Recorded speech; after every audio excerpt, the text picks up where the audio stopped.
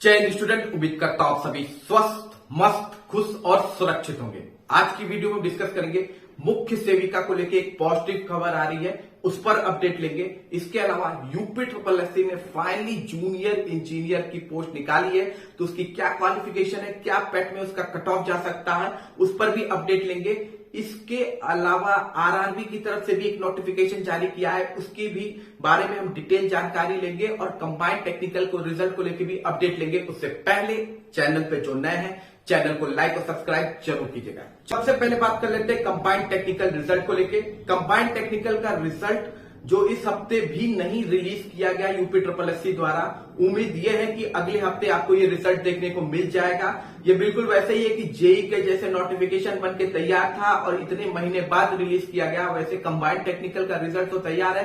पता नहीं UP triple SC उसे रिलीज क्यों नहीं कर रहा है, पर उम्मीद यही है कि अगले हफ्ते आपको ये रिजल्ट देखने को मिल जाएगा। अगले हफ्ते के दूसरे या तीसरे दिन में आपको ये रिजल्ट देखने को मिल सकता है। अब अगली इंपॉर्टेंट अपडेट पे बात कर लेते हैं आरआरबी को लेके। रेलवे की तरफ से एक नई भर्ती जारी की गई है, टेक्नीशियन की ये भर्ती है।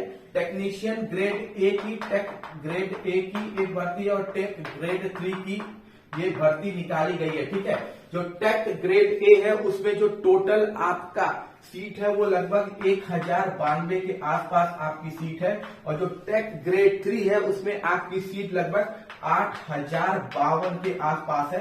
तो ये एक अच्छी खासी पोस्ट रेलवे की तरफ से जारी की गई है। इसमें आपको एज रिलैक्सेशन इस बार दे दिया है। पिछली बार जैसे कि इससे पहले वाली भर्ती लोको पायलट में उन्होंने एज रिलैक्सेशन नहीं दिया था, जिसके लिए बच्चों ने काफी स्ट्रगल किया, उसके बाद जाके उन्हें छूट मिली। इस बार उन्होंने पहले ही नोटिस में एज रिलैक्सेशन दोनों भर्ती में दिया हुआ है, तो ये बहुत ही अच्छी बात है, एक अच्छा पोस्ट है। इसमें जो फी लगती है वो 500 रुपए आपको पे करने होते हैं, 400 रुपए आपके रिटर्न हो जाते हैं जब आप इसका प्राइमरी का प्रिलिमिनरी का एग्जाम दे देते हैं, या पहले स्टेज का जो भी एग्जाम होता है अगर आप दे देते हैं, उसके बाद आपका पैसा आपके जिस अकाउंट से कटा होता है उस अकाउंट में आपका 400 रुपए रिफंड हो जाता है। ठीक है, और इसमें जो क्वालिफिकेशन आपका मांगा है, क्वालिफिकेशन वो आपका बीएससी होना चाहिए। बीएससी किस चीज में होना चाहिए? फिजिक्स में अगर आप बीएससी हैं तो अच्छी बात है, इसके अलावा इलेक्ट्रॉनिक्स में है तो अच्छी बात है, इसके अलावा कंप्यूटर साइंस में है तो अच्छी बात है, इसके अलावा इंफॉर्मेशन टेक्नोलॉजी में है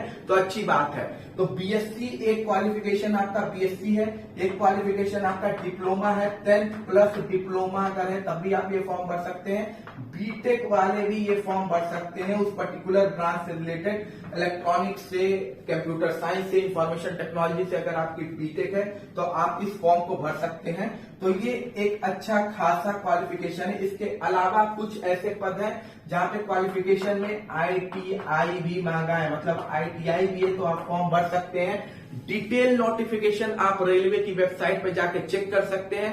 आज से ये फॉर्म भरना स्टार्ट हो गया है, तो जिन बच्चों को इंटरेस्ट है रेलवे की जॉब में, क्योंकि इसमें जो सैलरी आपकी लगभग मिलती है 35,000 मिलती है कट पीट के, 35,000 से 40,000 के आसपास कट पीट के सैलरी मिलती है, तो एक अच्छी खासी सैलरी है। और रेलवे में देखिए प्रमोशन भी बहुत तेजी से होता है, तो जो भी बच्चे इसमें इंटरेस्टेड हैं, ठीक है, और जिनकी एज 33 या 35 के आसपास है तो वो इस फॉर्म को भर सकते हैं। ठीक है, अब हम बात कर लेते हैं अगली इंपॉर्टेंट अपडेट की, तो वो है आपका यूपी ट्रिपल एससी जेई का भी नोटिफिकेशन जारी कर दिया है। ये काफी दिन से बच्चे इस नोटिफिकेशन का इंतजार कर रहे थे, जूनियर इंजीनियर का। फाइनली यूपी ट्रिपल एससी ने जूनियर इंजीनियर का पद जारी किया है, और ये एक अच्छा खासा पद इन्होंने जारी किया है। लगभग इन्होंने जो पद जारी किया है, टोटल जो पोस्ट इसमें है वो 2847 के आसपास है। शायद जूनियर इंजीनियर का पद 2847 के आसपास है। आपको पता है कि इसके लिए आपको पेट 2023 का एग्जाम क्वालिफाई किया होना चाहिए, पेट 2023 का एग्जाम में आप बैठे हो। ठीक है, ये बड़ी इंपॉर्टेंट है। ठीक, इसके अलावा जो फीस है वो आपको पता है 25 रुपए लगती है। एज आपको पता है 40 ईयर आपकी एज होनी चाहिए। क्वालिफिकेशन में जो चीज मांगी गई है, ये बड़ा ध्यान दीजिएगा, क्वालिफिकेशन में जो चीज मांगी गई है उसमें डिप्लोमा मांगा गया है।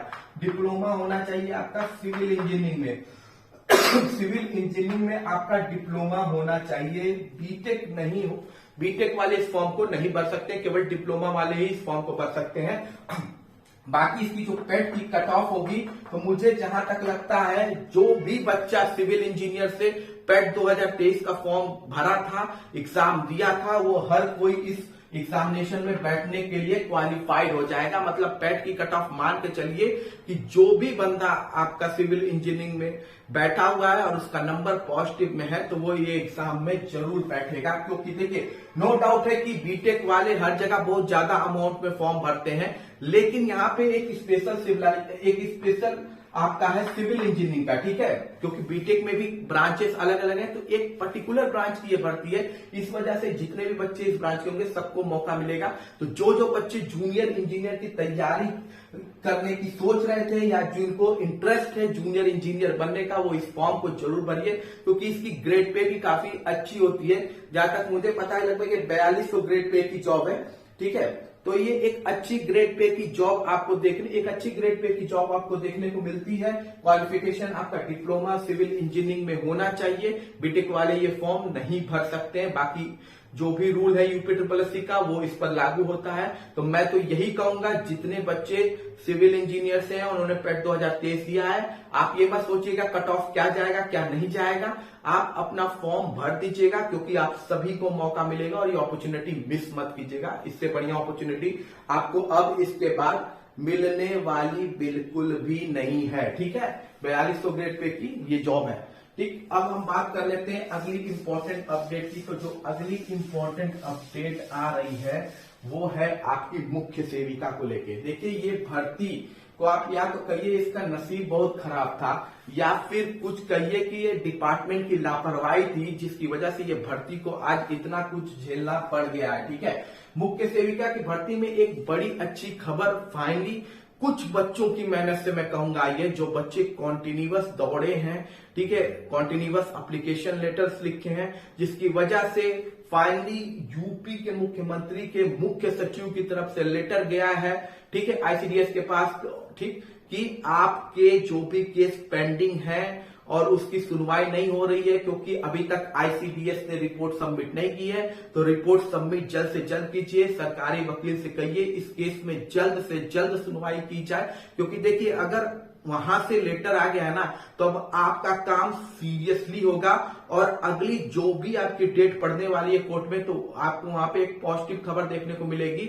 यानी आपका केस हो सकता है सुनवाई में प्राथमिकता में भी आ जाए। जिस चीज की बात मैं तब से कह रहा था, ये चीज लाना आपको बहुत जरूरी है। तो प्राथमिकता में आपकी भर्ती की सुनवाई आ जाएगी, और एक बार प्राथमिकता में आपकी भर्ती की सुनवाई आ जाएगी तो मुझे लगता है हो सकता है उसी दिन सब कुछ क्लियर हो जाए, या एक डेट और जल्द से जल्द देके वो इसको क्लियर करेंगे, और इससे आपका प्लस पॉइंट ये होगा, उसके बाद आपकी भर्ती में तेजी लाई जा सकेगी। तो ये सारा क्रेडिट उन बच्चों को जाता है जो कॉन्टिन्यूअस दौड़ी हैं। सारे बच्चे नहीं दौड़े हैं, फैक्ट यही है, गिन चुन के ही बच्चे थे, लेकिन वो दौड़े हैं। उन्होंने जनता दरबार भी गए, वो आपका आयोग भी गए, वो आईसीडीएस भी गए, उन्होंने एप्लीकेशन भी लिखा, ट्विटर में भी वो किया।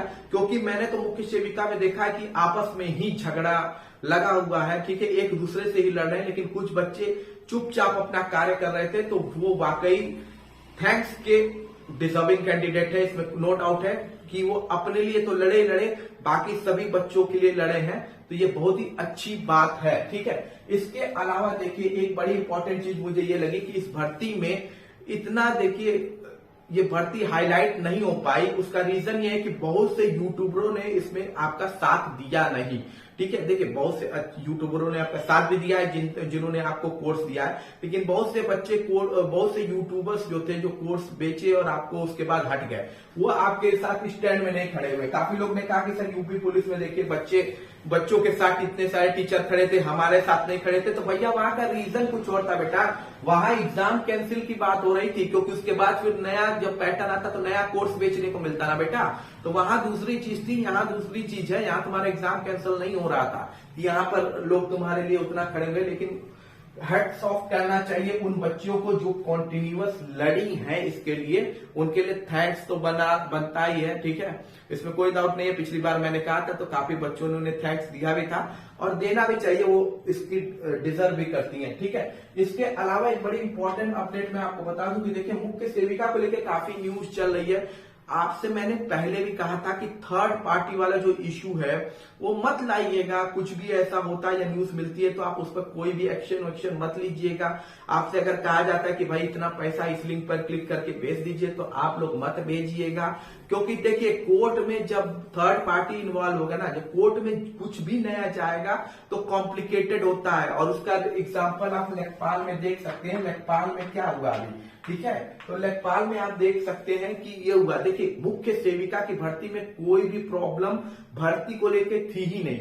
अगर आईसीडीएस थोड़ा सा सीरियस रहता ना, थोड़ा सा भी सीरियस हुआ होता बिल्कुल, तो आपकी भर्ती कहीं अटकती नहीं और वीडियो से पहले आपका रिजल्ट आया होता। लेकिन आईसीडीएस ने इस केस को हल्के में लिया और लापरवाही कह दीजिए, उनकी लापरवाही रही कि ये केस खींचा गया और फिर सेविका पर स्टे लगाया गया, जिसकी वजह से बच्चों को इतनी परेशानी हुई। जो कार्य तुमको मुख्य सचिव के लेटर के बाद कर रहे हो वो काम तुम अपने आप क्यों नहीं कर सकते थे पहले ही, जब ये केस की सुनवाई चल रही थी? क्योंकि तुम्हें भी पता है कि जब कोर्ट में केस जाएगा तो वो रुकेगा ही। फिर इतनी लापरवाही बरती गई, क्योंकि ये भर्ती जो थी ना, अगर ये केस में नहीं गई होती तो आज आप यहाँ पे ज्वाइनिंग लेटर ले रहे होते इस भर्ती का, इतना तो पक्का था, क्योंकि ये भर्ती आपकी प्राथमिकता में थी। ठीक है, तो जो हो गया सो हो गया। बाकी ये है कि आप अपना होप मत खोइए। जो नए नए फॉर्म आ रहे हैं वो एप्लीकेशन फॉर्म जरूर भरिए। अब आपके कार्य में तेजी आएगी। देखिए कोर्ट में देखिए नेक्स्ट हियरिंग में होता क्या है, लेकिन बच्चों ने अपनी तरफ से पूरी ताकत लगाई है। कुछ ही बच्चों ने लगाई है, लेकिन लगाई है, क्योंकि यूनिटी तो शुरू से ही मुख्य सेविका में देखने को बिल्कुल भी नहीं मिली है। कोर्स को लेके आपस में झगड़ा है, डिक्वालिफिकेशन को लेके झगड़ा है, शिफ्ट को लेके झगड़ा है, मतलब एक दूसरे से ही लड़े पड़े हैं सब। ठीक है, लेकिन ओवरऑल बात यह है कि आपका अब हो सकता है कुछ कार्य में तेजी आपको देखने को मिलेगी। बाकी कोई भी क्वेश्चन है आपको लेके, क्वालिफिकेशन को लेके, या फिर आप कौन कौन से डॉक्यूमेंट अपने तैयार रख सकते हैं, वो क्वेश्चन आप कमेंट बॉक्स में पूछ सकते हैं। मिलते हैं अगली वीडियो में। जय हिंद।